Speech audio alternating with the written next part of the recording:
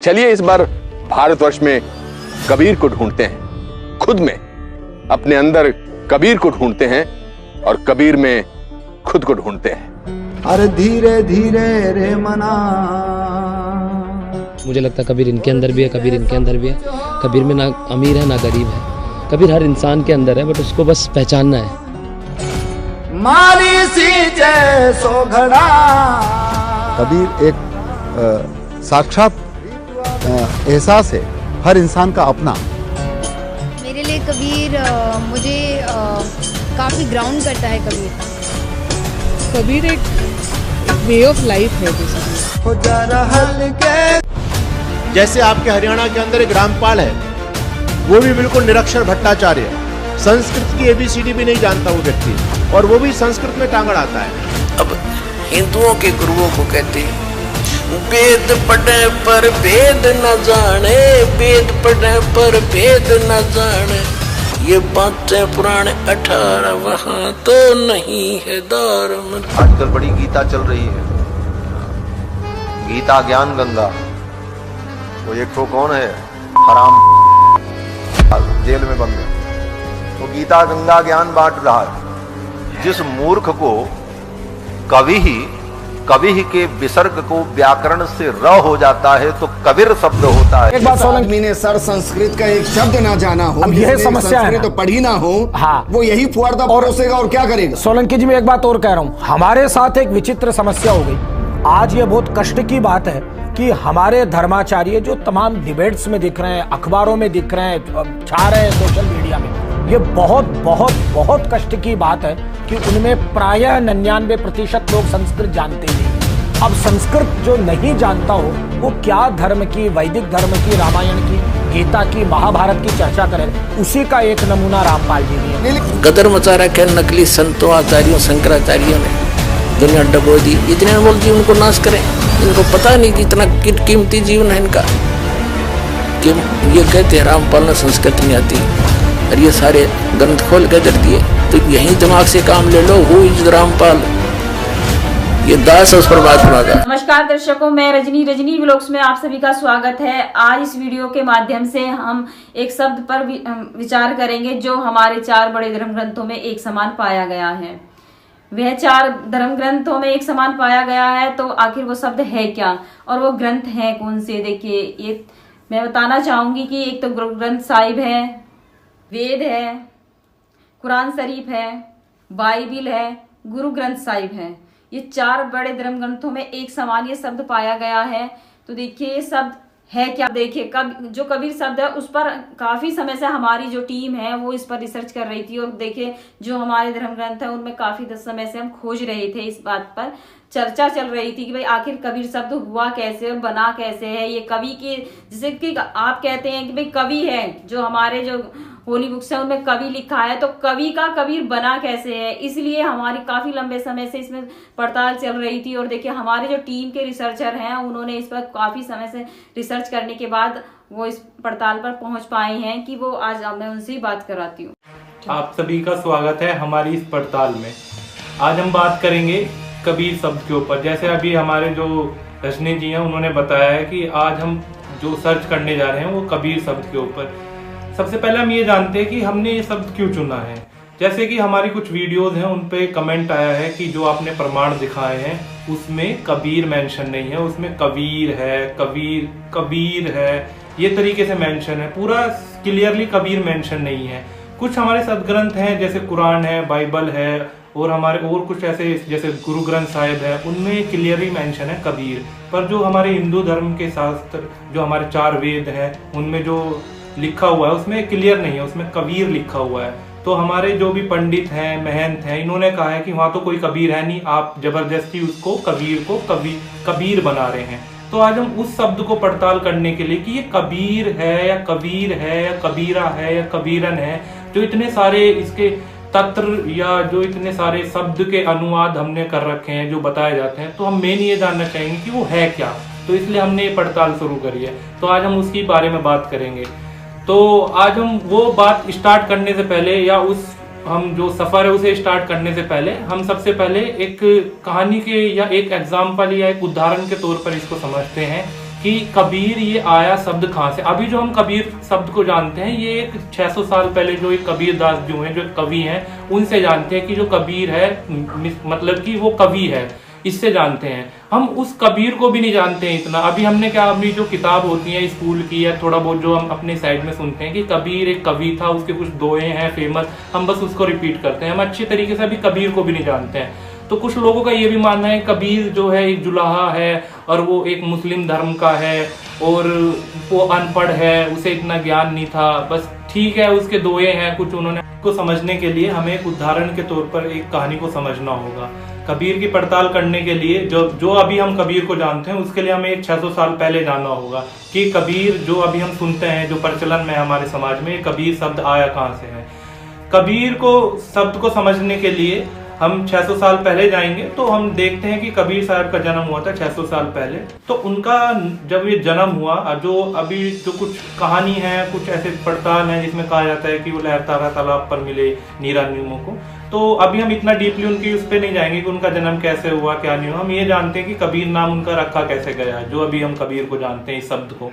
तो कबीर का नाम रखने के लिए क्या हुआ कि पहले पुराने समय में क्या होता था, जो मुस्लिम धर्म में जो बच्चे पैदा होते थे तो जो काजी होते थे, जो मौलवी, वो अपनी कुरान लेके आते थे और कुरान में से अपना जो भी पृष्ठ था, पहला जो पहली कुरान खोलते थे उसमें जो पहला पृष्ठ होता था उसमें जो पहला शब्द होता था उसको नाम पर ही उस बच्चे का नाम रखा जाता था। तो ऐसे ही हुआ कि जब नीरू नीमा के बच्चे का नाम रखा जाना था तो काजी आए, काजियों ने अपनी जो कुरान है उसको खोला। खोलने के बाद में उनका जो पृष्ठ खुला उस पे उन्हें 4 शब्द मिले। उसमें कबीर था, कबीरा था और उसमें और 2 शब्द और ऐसे थे जो उसमें क्लियरली मेंशन थे। वो हम आपको दिखाएंगे जो भी हमारे प्रूफ है उसमें क्या मेंशन थे। तो उसमें क्या हुआ कि जो कबीर नाम है वो कबीर का मतलब होता है महान, अल्लाह के तौर पर उसको संबोधित किया जाता है कुरान शरीफ में। तो क्या हुआ कि मौलवी ने सोचा कि एक जुलाहा एक छोटी जात का वो है, तो इसमें इतने बड़े हमारे जो परमात्मा जो अल्लाह है उसका नाम तो हम नहीं दे सकते इसे। तो उन्होंने क्या करा, दोबारा सोचा कि एक बार और खोलते हैं, शायद गलती से ये हुआ है। तो उन्होंने दोबारा एक बार कुरान खोली तो उसमें फिर कबीर ही लिखा आया उनके पास में। उन्होंने फिर दोबारा ट्राई किया तो उन्होंने 3-4 बार ऐसे ट्राई किया तो उसमें क्या हुआ कि पूरी कुरान में ही कबीर कबीर कबीर कबीर कबीर लिखा आया। तो क्या हुआ, इसे देख के काफी अचंभित हो गए जो वहाँ के मौलवी थे कि ये कैसे पॉसिबल हो सकता है कि पूरी कुरान में कबीर ही कबीर लिखा हुआ। तो ये कहा जाता है कि उस समय की कबीर साहब ने खुद अपने बोल के बताया कि मेरा नाम कबीर है और मेरा नाम कबीर ही रहेगा, मेरा असली नाम जो है वो कबीर है, इसलिए मेरा नाम अब कबीर ही रहेगा। तो जब से क्या हुआ कि उनका नाम कबीर पड़ गया और अब जो हम अपने समाज में सुनते हैं वो उस कबीर को ही जानते हैं कि कबीर उनका नाम था। तो इसमें कहा यह जाता है कि कबीर जो थे उनका वो परमात्मा थे, उनका जो असली नाम था वो कबीर ही था। जैसे कि कबीर साहब ने अपनी कबीर सागर में भी कहा है कि वो सतयुग में आए, द्वापर में आए, त्रेता में आए, कलयुग में आए। तो उनके 4 नाम थे पर उन्होंने कहा था कि जो मेरा असली नाम है वो मेरा कबीर है, तो इसलिए कलयुग में मेरा नाम कबीर ही रहेगा। तो इसलिए उनका नाम कबीर ही पड़ा और उन्होंने वो पढ़ा नहीं, उन्होंने खुद ही रखवाया अपना नाम, वो कुरान शरीफ में वो 4। और आप इस बारे में भी कहेंगे कि ये मनगढ़ंत कहानी है, इसका कोई प्रमाण नहीं है और ये अपनी बनाई हुई कहानी है। तो हम इसी चीज को जानने के लिए कि क्या ये मनगढ़ंत कहानी है या ये इसका कुछ प्रमाण भी है, तो हमने इसके लिए पड़ताल करी। हमने सबसे पहले इसमें कबीर सागर को खंगाला, जो कबीर के जो लिखा गया। और मैं ये भी बताना चाहूंगा कि कुछ लोग कबीर सागर को इतना नहीं जानते हैं क्योंकि वो इतना प्रचलन में नहीं है। कबीर सागर जैसे हमारी गीता है, 4 वेद है, पुराण है, ये काफी प्रचलन में है, तो कबीर सागर इतना प्रचलन में नहीं है। तो मैं बताना चाहूंगी कबीर सागर जो है ये कबीर जो साहब हैं, जो दास हैं, उन्होंने ये बोला था और जो उनके एक शिष्य थे धर्मदास जी, उन्होंने लिखा था।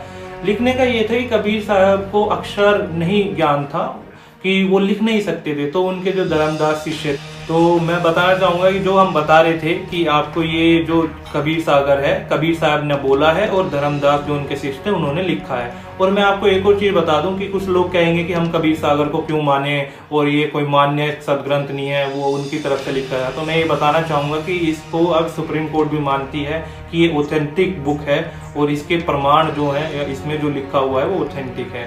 तो इसमें कोई शक की गुंजाइश तो नहीं रहनी चाहिए कि हम इसको ना माने।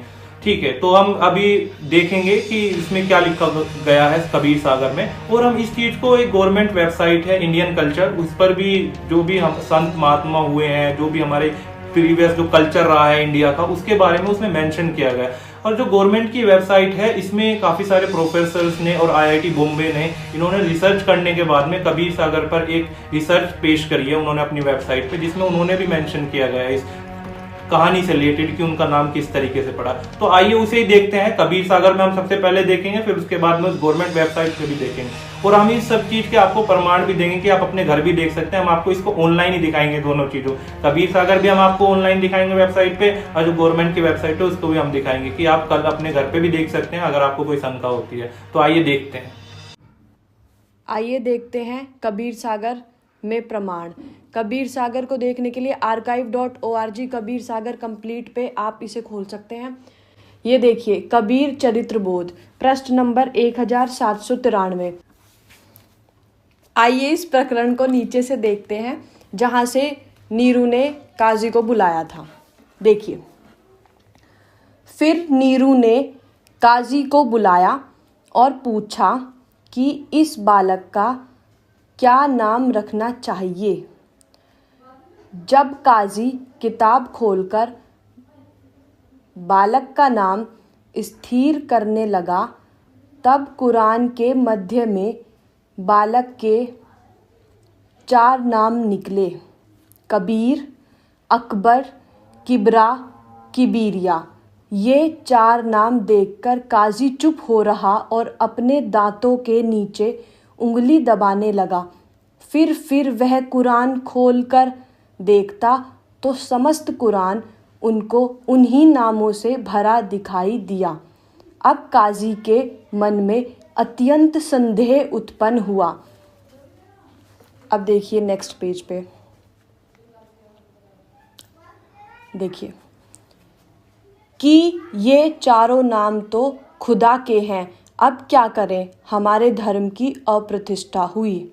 अब देखिए नीचे से नेक्स्ट पेज पे, जब काशी के सब काजियों को यह समाचार मिला, तब वे इस समाचार को सुनकर बड़े ही चिंतित हुए कि यह कैसा आश्चर्य अद्भुत व्यापार है कि समस्त कुरान में कबीर ही कबीर दिखाई देता है। अब कौन उपाय करना चाहिए कि ऐसे, देखिए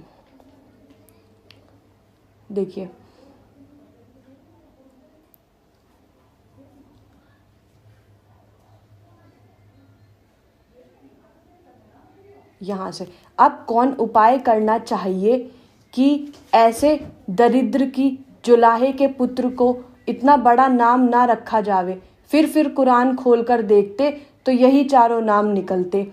इन चारों नाम के सिवाय और कुछ नहीं निकला। आइए अब गवर्नमेंट ऑफ इंडिया की वेबसाइट पे चलते हैं, indianculture.gov.in। संत कबीर दास, भारतीय संस्कृति, संत कबीर दास का जीवन।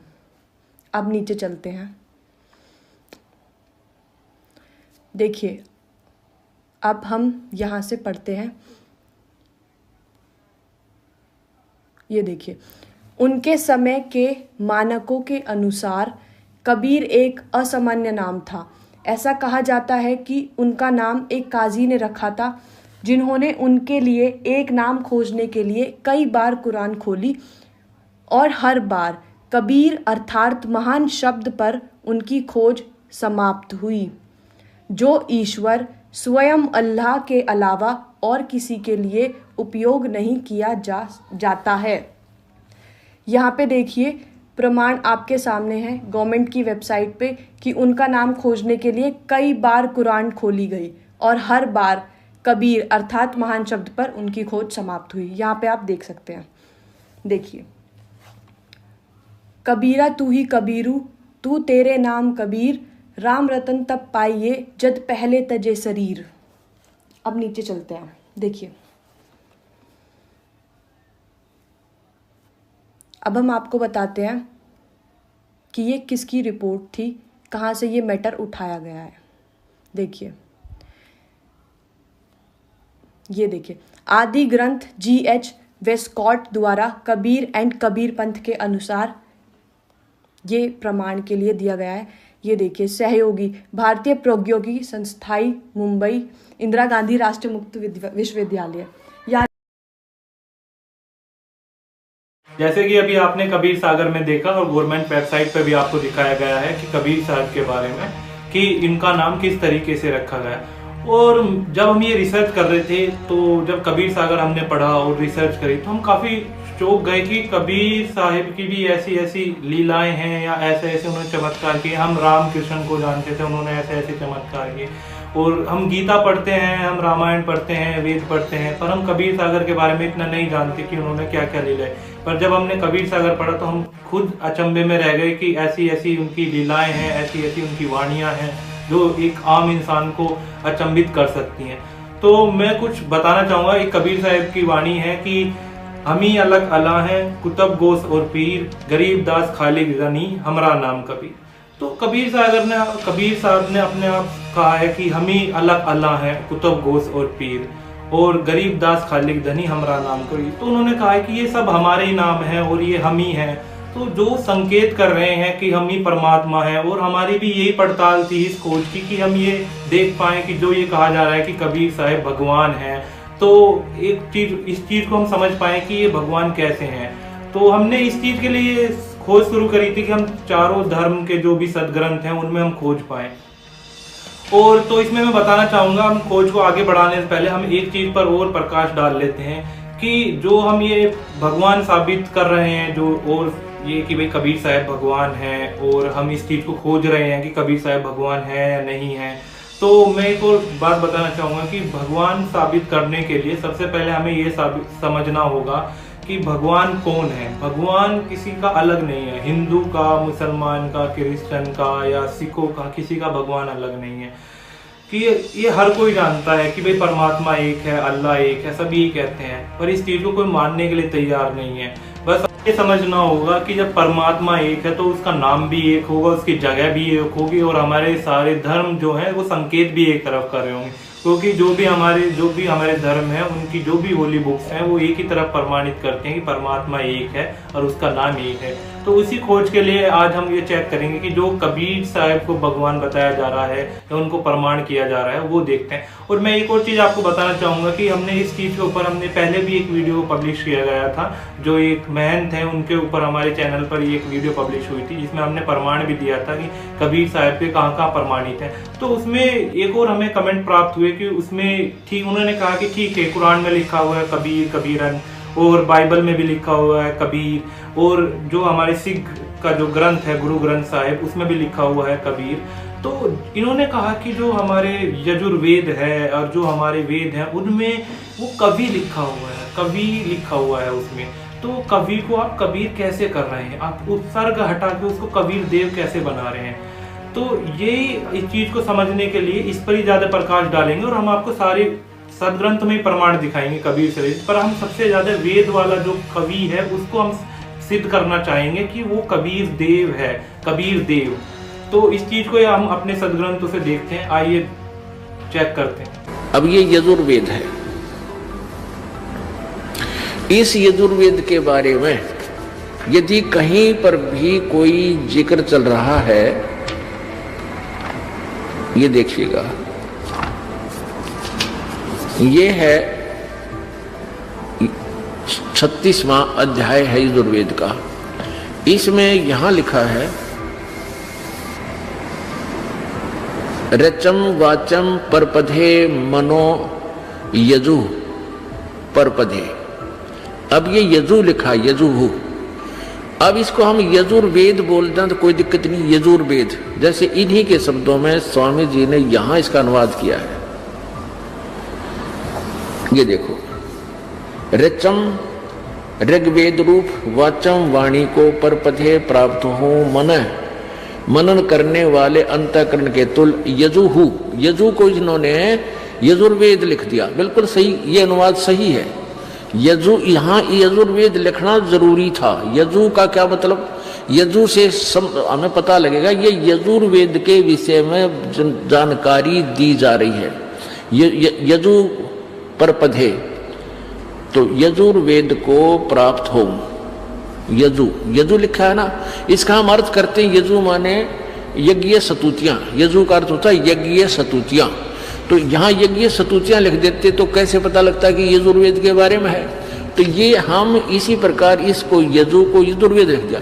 और हम इस कबीर को इन्होंने यहाँ कवि संधि छेद करके इस 32 में 5वें अध्याय को, वो 36 का प्रथम मंत्र था यजुर्वेद के अध्याय का, ये 5वें का 32वां है। इसमें इन्होंने इस कबीर को इसको कवि अपसर्ग लगा दिए, रे हटा दिया। तो यहां हमने लिखना चाहिए था अंगारी माने खोटे चरण वाले जीवों के शत्रु। अंग, अग माने पाप होता है, अंग माने भी पाप ही होता है, अपराध। अंगहरी, अंगारी, अंग अरी, अग माने पाप के, अरी माने शत्रु। ये लिखना था पाप के शत्रु। और कबीर यहां लिखना था कबीर देव हैं, वो कबीर परमेश्वर हैं, पाप नाशक कबीर परमात्मा है। यहां कबीर देव लिखना था। कबीर, हम कबीर साहब कहें, कबीर, हम वै को वै बोलते हैं, वेदों को वेद बोलते हैं हम। तो अपनी भाषा में इस कबीर देव को हम कबीर साहब कहने लगे। आगे वेदों के अंदर जो है बहुत जगह जो है यजु शब्द आया है। ये देखिए प्रमाण, ये देखिए। तो वेदों के अंदर जहां भी यजु शब्द आया है और यजु के पीछे विसर्ग लगा हुआ है, तो यहाँ पर संस्कृत के अनुवादकर्ताओं ने इसका अर्थ यजुर्वेद कर दिया है। किसी प्रकार वेदों के अंदर जो कबीर शब्द आया या कवि आया है, तो उसका अर्थ करना पड़ेगा कबीर देव, कबीर पर। देखिए सामवेद का हिंदी भाषा में है ये वही सामवेद है। प्रथम अध्याय का ये जो श्लोक है इसमें सीधा ही लिखा है कबीर परमात्मा। कबीर अग्नि, कबीर अग्नि मीन्स कबीर तो परमात्मा का नाम है, अग्नि मीन्स परमात्मा। कबीर अग्नि यानी कबीर परमात्मा। ये देखिए इन्होंने अनुवाद किया यहाँ पे, ये कबीर और अग्नि मीन्स ये परमात्मा कर ही रहे हैं अपने आप। इन्होंने अग्नि मीन्स परमात्मा लिख दिया और कबीर यानी परमात्मा का नाम है, तो कबीर का कबीर ही लिखा जाना था। इन्होंने बुद्धिमान कर दिया, जो भी गलत है। कबीर अग्नि यानी कबीर परमात्मा। ये देखिए सीधा संस्कृत में बिल्कुल कबीर अग्नि लिखा हुआ है। कबीर अग्नि यानी कबीर परमात्मा। अर्थवेद हिंदी भाषा है। ये देखिए इसका जो है चौथा अध्याय है, चतुर्थ कांडम, और यहाँ पे है 7वां इसका श्लोक है। यहाँ पे लिखा हुआ है कबीर देव, सीधा ही कबीर देव लिखा हुआ है। कबीर देव, देव कबीर देव लिखा हुआ है। कबीर देव यानी कबीर परमेश्वर। कबीर, ये जो कबीर का उन्होंने यहाँ पे मैं दावी करते हैं, जबकि कबीर नाम है, कबीर का कबीर होना चाहिए, और देव माने परमेश्वर ये लिखी रहे हैं। देव माने परमेश्वर लिख रहे हैं, कबीर का अर्थ उन्होंने मेधावी करते, जबकि कबीर एक नाम है, तो कबीर परमेश्वर, कबीर देव यानी कबीर परमेश्वर। ये देखिए अगस्त संहिता, संपादक पंडित भवनाथ झा। प्रस्तावना में इन्होंने स्वीकारा है प्रथम 131वें अध्याय में रामानंद आचार्य के अवतार का उपक्रम वर्णित है। दूसरे 132वें अध्याय में सभी 12 यानी 12 शिष्यों के साथ आचार्य जी के अवतार ग्रहण का वर्णन है। अब तो ये देखिएगा संहिता के 38 में मनु जी के अवतार पीपा जी बताए हैं, और 40वें श्लोक में देखिए भगत प्रहलाद के अवतार कबीर अस्तु लिखा है, साफ लिखा हुआ कबीर अस्तु। यहाँ साफ कबीर को, यहाँ पर साफ कबीर को जो है कबीर लिखा है। संस्कृत में कबीर को कबीर लिखा है, और ये रामानंद जी के शिष्यों का जिक्र किया गया है यहाँ पर। तो यहाँ पर भगत प्रहलाद के बारे में अभी हम डिस्कशन नहीं करेंगे, क्योंकि भगत प्रहलाद के टॉपिक को हम नहीं छेड़ेंगे। आज का जो टॉपिक है वो नाम के ऊपर चल रहा है, कबीर नाम को लेकर के। तो हम ये सिद्ध करेंगे कबीर और कबीर एक ही है। तो यहाँ साफ लिखा हुआ है कबीर को जो है इन्होंने, तो यहाँ पर इन्होंने साफ संस्कृत में कबीर को कबीर लिखा है। तो ये वही अगस्त संहिता का 40 नंबर श्लोक है। इन्होंने संस्कृत भाषा के कबीर का अर्थ श्री कबीर जी किया है। तो इन्होंने संस्कृत भाषा के कबीर का अर्थ जो है यहाँ पर देखिए श्री कबीर जी किया है। ये देखिए ये किताब मिली है श्री वैष्णव मता भास्कर। इसके संक्षिप्त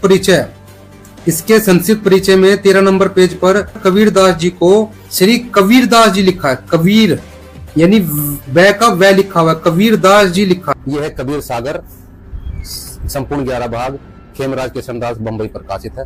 इसके हम आते हैं यहाँ पर जीव धर्म बोध सागर का है, और ये पेज नंबर यहाँ पर आ गए हम इस पेज पे। तो कबीर साहिब क्या कहते हैं, अपने नाम के बारे में जिक्र करते हैं। कबीर साहिब अपने जो नामों का जिक्र कर रहे हैं यहाँ पर, कबीर साहिब जो है धर्मदास जी को बता रहे हैं। धर्मदास जी लिख रहे हैं, कबीर साहिब बोल रहे हैं, सत कबीर के नाम जो चारों, यानी सत कबीर के जो चारों नाम है, सत सुकृत मुनिंदर कहाए, करुणा में स्वामी बतलाए, और कलयुग माहे कबीर उचारो, चारों युग के नाम है चारों। यानी कि सतयुग में सत सुकृत नाम, त्रेता में मुनिंदर नाम, द्वापर में करुणा में नाम, और कलयुग में कबीर नाम। ये कबीर साहिब के 4 नाम चारों युगों के हैं। ठीक है। नाम संस्कृत में युग तीनी, कलयुग माहे मिश्रित कर दीनी। यानी संस्कृत भाषा में जो वेद लिखे हुए हैं, जो वेदों में संस्कृत भाषा में जो कबीर नाम है, वो तीनों युगों तक कबीर ही चला, लेकिन कलयुग में मिश्रित कर दिया। कैसे मिश्रित हुआ? अरबी संस्कृत मिश्रित कबीरा। यानी संस्कृत भाषा में अरबी भाषा जब मिश्रित होगी तो वो कबीरा बन गया।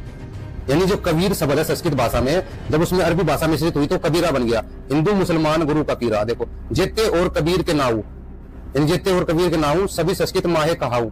यानी जितने भी कबीर के नाम है, यानी कबीर जो नाम है वो संस्कृत के माही कहाऊ। संस्कृत में जो कबीर है वो कबीर का ही नाम है। और ये जो अरबी संस्कृत मिश्रित हुई कबीरा, यानी संस्कृत भाषा में अरबी भाषा कैसे मिश्रित हुई, ये कैसे कबीरा बना, इसके बारे में यहाँ डिटेल से बताते हैं कबीर साहब। कहते हैं, आदि में कहे जो वन आनंदा, अरबी अदन बाग सुख कंदा। यानी जो संस्कृत में ये वन आनंदा था, अरबी में इसको अदन बाग बोलने लगे। यानी वन को ये लोग बाग बोलने लगे, वह को बै बोलते हैं अरब के लोग। वन है बाग अरब की भाषा, यानी वन को ये अरबी भाषा में बाग बोलते हैं। और ये संस्कृत की बोली बहुतेरी, अरब लोग उल्टा कही टेरी। यानी संस्कृत की बहुत सारी जो बोली है, अरब के लोगों ने उल्टा कर दिया उनको। वन आनंद बाग अदन, यानी वन को ये बाग बोलते हैं, आनंद को ये अदन बोलते हैं। जो बहु वाराणसी बनारस कहू, यानी जो वाराणसी है उसको ये बनारस बोलते हैं, वह को ये बै बोलने लगे, वाराणसी को बनारस बोलते हैं। तो अरब न संस्कृत सके उचारी, उल्टा सुल्टा सो करे डारी। यानी जो अरब के लोग हैं वो संस्कृत को ठीक से नहीं बोल सकते, उल्टा सुल्टा कर दिया उन्होंने।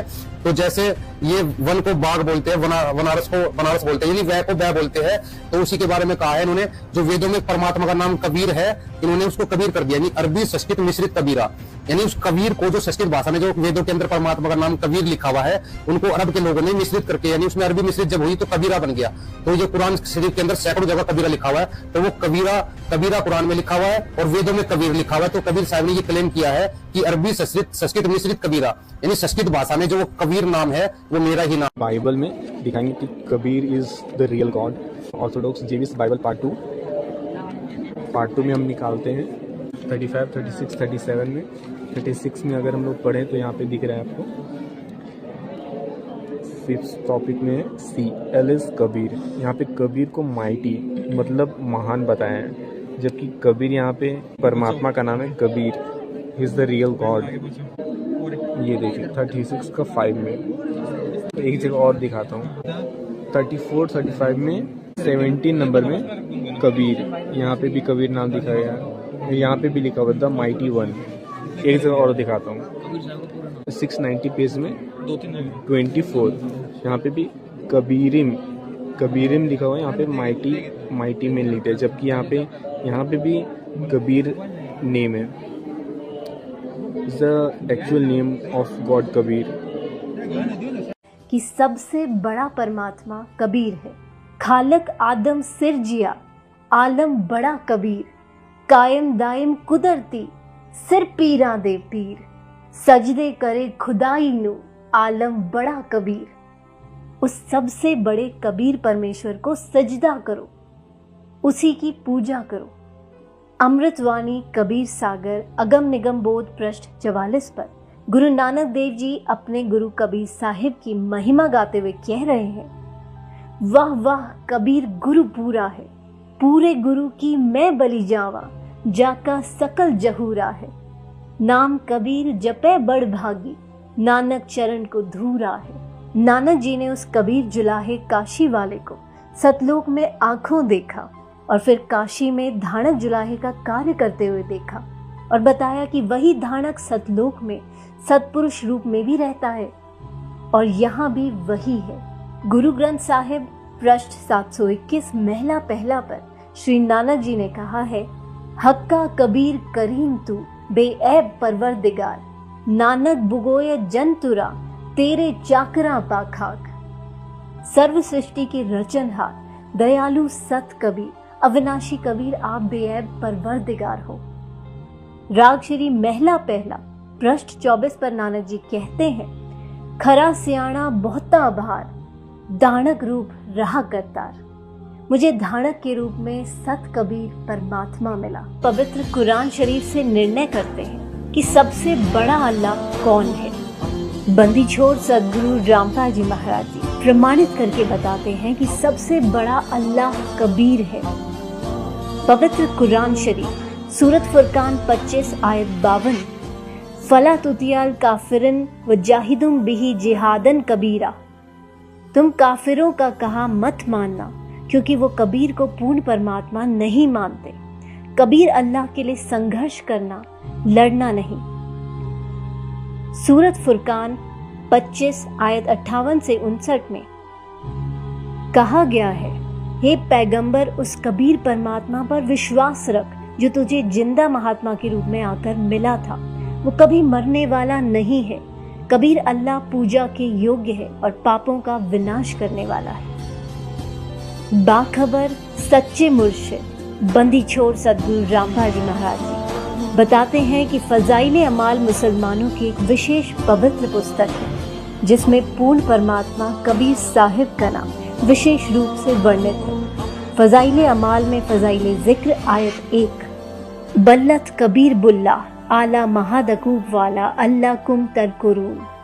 तुम कबीर अल्लाह की बड़ाई बयां करो, इस बात पर तुमको हिदायत फरमाई और ताकि तुम शुक्र करो अल्लाह ताला का। वो कबीर अल्लाह तमाम पोशिदा और जाहिर चीज़ों को जानने वाला है। वो कबीर आलिशान रुतबे वाला है।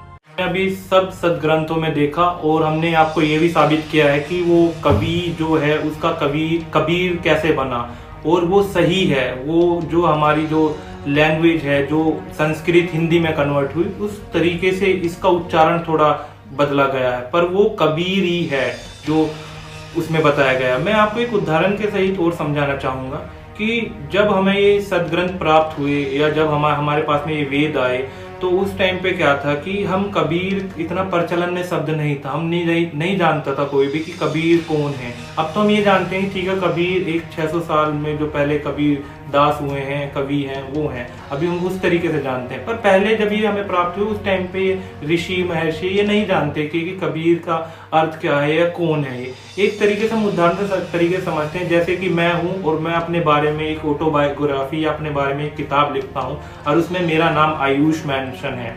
मैंने आयुष लिखा हुआ अपने नाम की जगह कि मैं आयुष हूँ और मैंने ये किया है।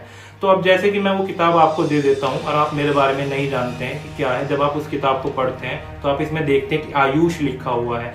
अब वो आयुष को समझ नहीं पा रहे हैं कि आयुष ही है कौन व्यक्ति है या व्यक्ति है क्या है। तो उन्होंने क्या करा, आयुष का अर्थ निकालना चाहा। तो अर्थ निकालने के लिए उन्होंने क्या करा, उसका संधि विच्छेद करके लिख दिया आयुष दीर्घमान आयु वाला। तो इन्होंने दीर्घमान आयु वाला लिख दिया उसका अर्थ। आयुष को आयुष नहीं लिखा क्योंकि उन्हें पता ही नहीं है कि ये एक नाम है, ये कोई परमात्मा भी है। इसी तरीके से जब हमें ये वेद और ये शास्त्र जब हमें प्राप्त हुए तो इसमें हमें यही नहीं पता था कि कबीर कोई भगवान भी है। तो हमने इसका अर्थ निकालना चाहा कि कबीर भगवान नहीं, कबीर ये अर्थ है, ये महान बड़ा। और मैं ये चाहूंगा कि जो वेदों में तो ये इसका कुछ भी नहीं लिखा है, उसमें तो कोई सर्वज्ञ लिख दिया है कहीं पे और कहीं पे कुछ लिख दिया है इन्होंने। क्या ये बताइए कि क्या कबीर कोई जो है वो सर्वज्ञ हो सकता? बताना चाहूंगा कि जो ये कबीर शब्द है ये सदग्रंथों में हमारे जितने भी हमारी धार्मिक बुक्स हैं उनमें ऐसी जगह लिखा गया है जहाँ परमात्मा का वर्णन चल रहा हो। और इन्होंने क्या करा है, जो हमारे सदग्रंथों में जो हमारे वेद हैं इनमें आचार्य महर्षि ने क्या करा है कि जो कबीर जो लिखा हुआ है उसका उन्होंने सर्वज्ञ कर दिया है। मैं आपको पूछना चाहूंगा कि क्या कोई कवि या कोई इंसान सर्वज्ञ हो सकता है जिसे हर चीज की जानकारी हो? कोई ऐसा व्यक्ति नहीं हो सकता जिसे हर चीज के बारे में पता हो। तो क्या कवि सर्वज्ञ हो सकता है? तो उसका तो मतलब बैठता ही नहीं है कि हम कवि को सर्वज्ञ कर दें।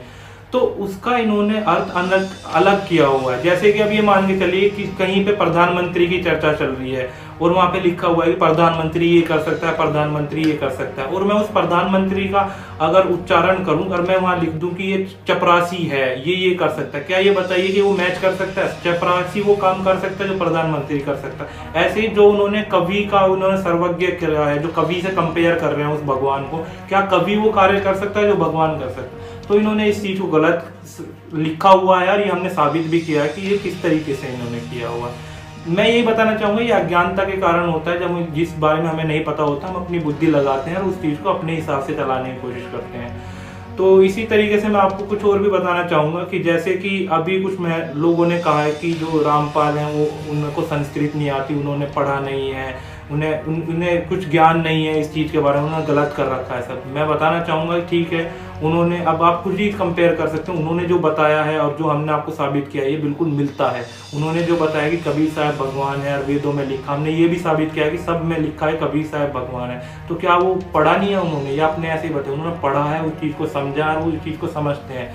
तो मैं ये कहना चाहूँगा कि पढ़ा लिखा समाज है, आप समझ सकते हैं, खुद पढ़ सकते हैं, हमने आपको दिखाया भी है सारी चीज़। कहना चाहूँगा कि पढ़ा लिखा समाज है, आपको प्रमाण दिखाए गए हैं तो प्रमाणों पे विश्वास करें। और ये कोई हमारे घर से छपे हुए प्रमाण नहीं है, आप अपने सोशल मीडिया पे भी आजकल देख सकते हैं, सारे वेद आपको सोशल मीडिया पे मिल जाएंगे, उनसे मिलान करिए। आप इसको देखो, ये खोज है, खोज पे आपको इस पे विश्वास करना होगा और आपको भी इसके बारे में फाइंड करना होगा। देखो, हर चीज़ की खोज हुई है, जो भी आज हम साइंस में देखते हैं उसकी खोज हुई है। हम ये नहीं मान सकते कि पहले ये नहीं था तो हम आज क्यों माने, उसकी खोज करी गई है और उसको प्रमाणित भी किया गया है। ऐसे रामपाल जी महाराज ने भी कबीर साहब के बारे में खोज करी और लोगों को बताया है कि वो एक भगवान है और आपको प्रमाण भी दे रहे हैं। तो अगर वो प्रमाण दे रहे हैं तो उसको आप माने और उस पर विश्वास करें और अपने सदग्रंथों से मिलाइए। तो आज ही हम अपनी जो खोज है ये आपको जो दिखाई है अभी यहीं खत्म करते हैं और अब हम रजनी जी आपको इसके बारे में बताएंगे।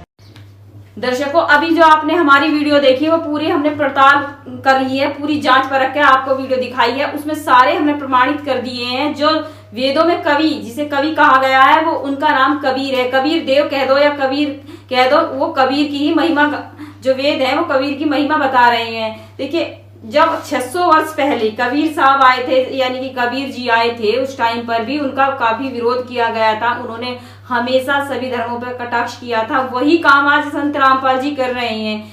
तो संत रामपाल जी महाराज अगर सच बोल रहे हैं तो सच का सामना उन्हें इसलिए करना पड़ रहा है कि वो जेल जाना पड़ा उन्हें। सच बोलने से, जो सच बोलते हैं उन्हें इन बातों का हमेशा सामना करना पड़ता है। जब कबीर साहब उस टाइम पर आए थे तो वो भी बोलते थे, उन पर भी विरोध जताया जाता था। तो देखिए, मैं तो यही कहूंगी कि उस टाइम पर जब कबीर जी थे तो उस टाइम पर हमारा समाज जो था वो शिक्षित नहीं था, लेकिन आज हम शिक्षित हैं। तो हम जो भी बात करना चाहेंगे वो प्रमाणित, हमारी हर वीडियो प्रमाणित होती है। आप भी अपने प्रमाणों को देखिए, हमने वीडियो में सारे प्रमाण लगा दिए हैं। आप अपने ग्रंथों में खोलकर देखिए कि क्या सच है और क्या गलत है। अगर कबीर आज जीवित होते, सौभाग्य से या संभवतः दुर्भाग्य से, तो अनेक जेलों में सड़ रहे होते।